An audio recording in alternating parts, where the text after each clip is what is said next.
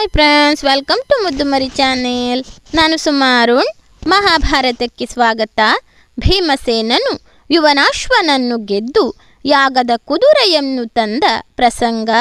ಭೀಮಸೇನನು ಅಶ್ವಮೇಧ ಯಾಗದ ಸಲುವಾಗಿ ಉತ್ತಮವಾದ ಕುದುರೆಯನ್ನು ಆರಿಸಿ ತರಲು ಮೇಘನಾದ ಮತ್ತು ವೃಷಕೇತುಗಳೊಂದಿಗೆ ಹೊರಟನು. ಭದ್ರಾವತಿ ನಗರದಲ್ಲಿ ಅಂತಹ ಕುದುರೆಗಳಿದ್ದವು.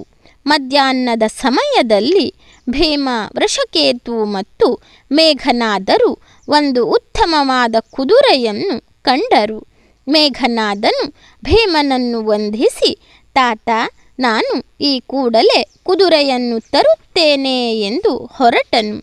ಆಕಾಶ ಮಾರ್ಗದಿಂದ ಹೋಗಿ ಕುದುರೆಯ ಕಾವಲುಗಾರನನ್ನು ಗದೆಯಿಂದ ಹೊಡೆದು ಕೆಡವಿ ಕುದುರೆಯನ್ನು ತೆಗೆದುಕೊಂಡು ಹೊರಟನು. ಇದನ್ನು ಕಂಡ ಯುವನಾಶ್ವನ ಮಗ ಸುವೇಗನೆಂಬುವವನು ಮೇಘನಾದನನ್ನು ಎದುರಿಸಿದನು. ಮೇಘನಾದನನ್ನು ಸುವೇಗನು ತಡೆದಾಗ ಮಾಯಾಜಾಲವನ್ನು ಸೃಷ್ಟಿಸಿ ಬಿರುಗಾಳಿ ಎಬ್ಬಿಸಿ ಮೇಘನಾದನು ಕುದುರೆಯನ್ನು ತೆಗೆದುಕೊಂಡು ಬಂದನು. ಭದ್ರಾವತಿ ನಗರದ ಅಧಿಪತಿಯಾದ ಯುವನಾಶ್ವನು 2,000 ಜನರನ್ನು ಆರಿಸಿ ಯುದ್ಧಕ್ಕೆ ಕಳುಹಿಸಿದನು.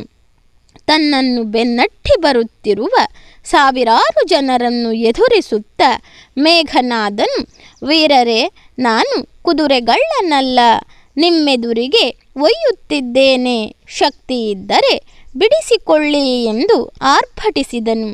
ಮೇಘನಾದನ ಮಾಯೆಯಿಂದ ಬಿರುಗಾಳಿ, ಕತ್ತಲೆ, ವಿವಿಧ ಶಸ್ತ್ರಾಸ್ತ್ರಗಳು, ಕ್ರೂರ ಪ್ರಾಣಿಗಳು, ಹಾವುಗಳು ಸೃಷ್ಟಿಯಾದವು. ಅವು 8,000 ಮಹಾರಥಿಕರನ್ನು ನಾಶಪಡಿಸಿದವು. ಸೈನಿಕರು ದಿಕ್ಕಾಪಾಲಾಗಿ ಓಡಿದರು. ತನ್ನ 8,000 ಜನರ ಸೇನೆಯು ಸೋತಾಗ ಯುವನಾಶ್ವನು ತಾನೇ ಸೇನೆಯೊಂದಿಗೆ ಆಕ್ರಮಣ ನಡೆಸಿದನು. ಆ ಸಮಯದಲ್ಲಿ ಮೇಘನಾದನನ್ನು ತನ್ನ ಬಳಿಯಲ್ಲೇ ಇಟ್ಟುಕೊಂಡು ಭೀಮಸೇನನು ವೃಷಕೇತುವನ್ನು ಯುದ್ಧಕ್ಕೆ ಕಳುಹಿಸಿದನು. ವೃಷಕೇತು ಯುವನಾಶ್ವನ ಸೇನೆಯನ್ನು ಎದುರಿಸುತ್ತಾ ವಾಯುವ್ಯಾಸ್ತ್ರದಿಂದ ಚದುರಿಸಿದನು. ಸೇನೆಯು ಕಂಗಾಲಾಗಿ ಓಡಿದಾಗ ಭೀಮಸೇನನಿಗೆ ಸಹಾಯಕನಾಗಿ ಬಂದು ಸೇರಿದನು. ಒಂದು ಗಿಡಕ್ಕೆ ಕುದುರೆಯನ್ನು ಕಟ್ಟಿ ಮೇಘನಾದನು ಕಾವಲು ಕಾಯುತ್ತಿದ್ದನು.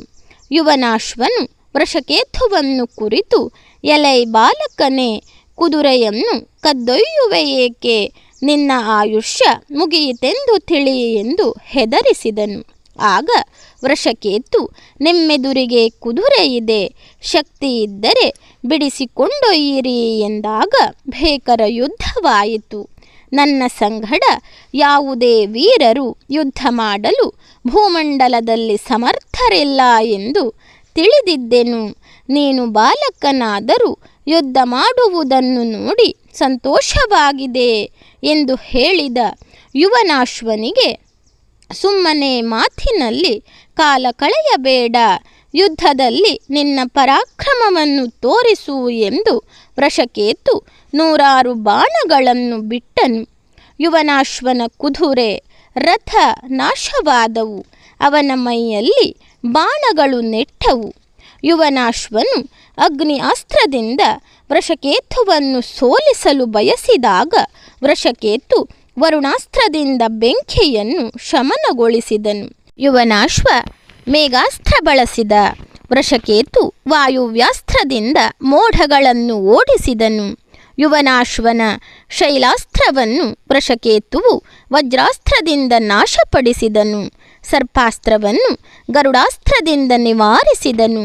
ಯುವನಾಶ್ವನು ಬಹಳ ಸಂತೋಷಪಟ್ಟು, ಭೇಷ್ವೀರ, ನಿನ್ನಲ್ಲಿ ಶಸ್ತ್ರಾಸ್ತ್ರಗಳ ಸಂಗ್ರಹವೇ ಇದೆ, ನೀನು ಮಹಾವೀರ, ನಿನ್ನ ತಂದೆ ಯಾರು, ಅಜ್ಜನಾರು ಎಂದು ಕೇಳಿದನು. ಆಗ ವೃಷಕೇತು, ಯುದ್ಧ ಮಾಡದೆ ತಂದೆ ಅಜ್ಜರ ಬಗ್ಗೆ ಕೇಳುವೆ ಏಕೆ ಎಂದು ಹೇಳುವುದರೊಂದಿಗೆ ಆನೆಯನ್ನು ಕೊಲ್ಲುವ ಸಿಂಹದಂತೆ ಆಕ್ರಮಣ ಮಾಡಿದನು. ವೃಷಕೇತುವಿನ ಪ್ರಬಲ ಅಸ್ತ್ರವು ಯುವನಾಶ್ವನ ಹೃದಯವನ್ನು ಭೇದಿಸಿತು. ನೆಲಕ್ಕೆ ಬಿದ್ದ ಯುವನಾಶ್ವನನ್ನು ವೃಷಕೇತುವು ನೋಡಿ ಅವನನ್ನು ಎಚ್ಚರಪಡಿಸಲು ಪ್ರಯತ್ನಿಸಿದನು. ಯುವನಾಶ್ವನ ಸೇನೆ ಮುತ್ತಿದಾಗ ಸಾವಿರಾರು ಬಾಣಗಳನ್ನು ಬಿಟ್ಟು ಸೈನಿಕರನ್ನು ಓಡಿಸಿದನು. ಯುವನಾಶ್ವನು ಎಚ್ಚರ ತಪ್ಪಿ ಬಿದ್ದಾಗ ವೃಷಕೇತು, ನಾನು ಕರ್ಣನ ಮಗನೇ ಆಗಿದ್ದರೆ, ಸೂರ್ಯನ ಮೊಮ್ಮಗನೇ ಸತ್ಯವಾಗಿದ್ದರೆ ಈ ಯುವನಾಶ್ವನು ಬದುಕಲಿ ಎಂದು ಬೇಡಿಕೊಂಡನು. ಸ್ವಲ್ಪ ಸಮಯದಲ್ಲಿಯೇ ಯುವನಾಶ್ವನು ಎಚ್ಚರ ಪಡೆದನು. ತನ್ನ ಶರೀರವು ಮೊದಲಿನಂತಾಗಿರುವುದನ್ನು ಕಂಡು, ವೀರಬಾಲಕ, ನಿನ್ನ ಪರಾಕ್ರಮಕ್ಕೆ ನಾನು ಸೋತಿದ್ದೇನೆ. ನಿನಗೆ ಕುದುರೆ ಏಕೆ ಬೇಕು? ಯಾರಿಗಾಗಿ ಕುದುರೆಯನ್ನು ಒಯ್ಯುತ್ತಿರುವೆ ಎಂದು ಯುವನಾಶ್ವನು ಕೇಳಿದನು. ಆಗ ವೃಷಕೇತು, ಹಸ್ತಿನಾವತಿಯ ಮಹಾರಾಜ ಧರ್ಮರಾಜನು ಅಶ್ವಮೇಧ ಯಾಗವನ್ನು ಮಾಡಲು ಬಯಸಿದ್ದಾನೆ. ದ್ವಾರಕಾಧೀಶ ಶ್ರೀಕೃಷ್ಣ ಯಾಗವನ್ನು ಮಾಡಿಸುತ್ತಿದ್ದಾನೆ. ವೇದವ್ಯಾಸರು ನಿರ್ದೇಶಕರಾಗಿದ್ದಾರೆ. ದೊಡ್ಡಪ್ಪ ಭೀಮಸೇನನೊಂದಿಗೆ ನಾನು ಬಂದಿದ್ದೇನೆ. ನಾನು ಕರ್ಣನ ಮಗ ಎಂದು ಪರಿಚಯಿಸಿಕೊಂಡನು. ಇಲ್ಲಿಯವರೆಗೆ ನೀನು ಯಾರೋ ಎಂದು ಭಾವಿಸಿ ಯುದ್ಧ ಮಾಡಿದೆ. ಧರ್ಮರಾಜ, ಭೀಮಸೇನ, ಶ್ರೀಕೃಷ್ಣರನ್ನು ಸೋಲಿಸುವವರು ಇದ್ದಾರೆಯೇ? ನಿನ್ನ ದೊಡ್ಡಪ್ಪನೆಲ್ಲಿರುವನು ಎಂದು ಯುವನಾಶ್ವನು ಕೇಳಿದನು. ಮರುಕ್ಷಣದಲ್ಲಿ ಭೀಮಸೇನನನ್ನು ಕಂಡು ಕುದುರೆಯನ್ನು ಕೊಟ್ಟು, ನಾನು ನಿಮ್ಮ ಯಾಗಕ್ಕೆ ಬೆಂಬಲವನ್ನು ಸೂಚಿಸಿ ನನ್ನಿಂದಾದ ಸಹಾಯ ಮಾಡುತ್ತೇನೆ ಎಂದು ಯುವನಾಶ್ವ ಸಂತೋಷದಿಂದ ಕುದುರೆಯನ್ನು ಕೊಟ್ಟನು. ಮತ್ತು ಭೀಮಸೇನ, ವೃಷಕೇತ, ಮೇಘನಾಥರನ್ನು ಅರಮನೆಗೆ ಕರೆದೊಯ್ದು ಸತ್ಕರಿಸಿ ಕಳುಹಿಸಿಕೊಟ್ಟನು. ಯುವನಾಶ್ವನು ಹೆಂಡತಿ ಮಕ್ಕಳೊಂದಿಗೆ ಹಸ್ತಿನಾವತಿಗೆ ಆಗಮಿಸಿ ಶ್ರೀಕೃಷ್ಣನನ್ನು ವಂದಿಸಿದನು. ಭೀಮಸೇನನನ್ನು ಕುರಿತು, ಕೃಷ್ಣನನ್ನು ಸಾರಥಿಯನ್ನಾಗಿ ಮಾಡಿಕೊಂಡ ಅರ್ಜುನನಾರು? ಚಕ್ರವರ್ತಿ ಧರ್ಮರಾಜನೆಲ್ಲಿರುವನು ಎಂದು ಕೇಳಿದನು. ಭೀಮಸೇನನು ಅರ್ಜುನನನ್ನು ಪರಿಚಯಿಸಿ ಧರ್ಮರಾಜನನ್ನು ಭೇಟಿ ಮಾಡಿಸಿದನು. ಯುವನಾಶ್ವನ ಮಗನಾದ ಸುವೇಗನು ಉತ್ತಮವಾದ ಕುದುರೆಯನ್ನು ಧರ್ಮರಾಜನಿಗೆ ಒಪ್ಪಿಸಿದನು. ಕುದುರೆಯನ್ನು ಜರತಾರಿ ವಸ್ತ್ರಗಳು, ಆಭರಣಗಳಿಂದ ಅಲಂಕರಿಸಿದರು.